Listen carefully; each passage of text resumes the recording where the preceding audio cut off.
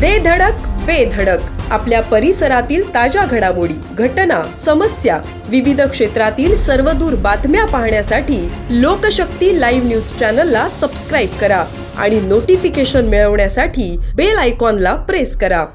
रत्नागिरी तालुक्यात Devrukh Sangameshwar ST bus दरीत पलटी होऊन भीषण अपघात झाल्याची घटना दिनांक 20 जून रोजी घडली आहे। या अपघातात तब्बल 11 प्रवासी जखमी झाले आहेत। मात्र केवळ दैव बलवत्तर म्हणून कोणत्याही प्रकारची जीवितहानी झालेली नाही। करंबेळे नजीक हा अपघात झाला। देवरुख संगमेश्वर राज्यमार्गावर देवरुख मधून सुटलेली एसटी बस क्रमांक MH20BL 2112 ही संगमेश्वरला जात असताना बस चालक निळोबा मुंडे याचे बसवरील नियंत्रण सुटले।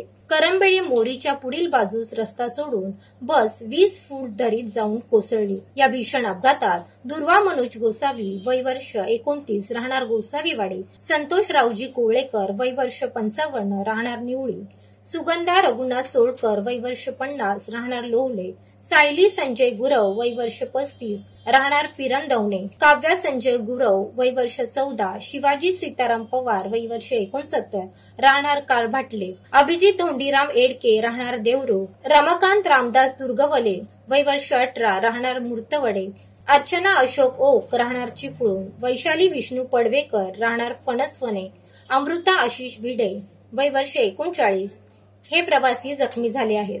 जखमींना ग्रामस्थांनी तात्काळ संगमेश्वर ग्रामीण रुग्णालयात दाखल केले। घटनास्थळी देवरुख आणि संगमेश्वर स्थानकाच्या पोलिसांनी भेट देऊन पाहणी केली। देवरुख पोलीस आणि देवरुख आगाराचे व्यवस्थापक हनुमंत फडतरे आणि अधिकारी यांनी पंचनामा केला। एसटी पलटी झाल्याचे वृत्त कळताच अनेकांनी घटनास्थळी गर्दी केली होती।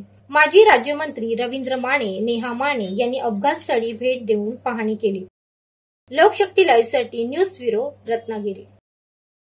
अशाच सच्चाई दर्शवणाऱ्या बातम्या पाहण्यासाठी लोकशक्ती लाईव्ह न्यूज चॅनलला लाईक करा, शेअर करा आणि सबस्क्राईब करा।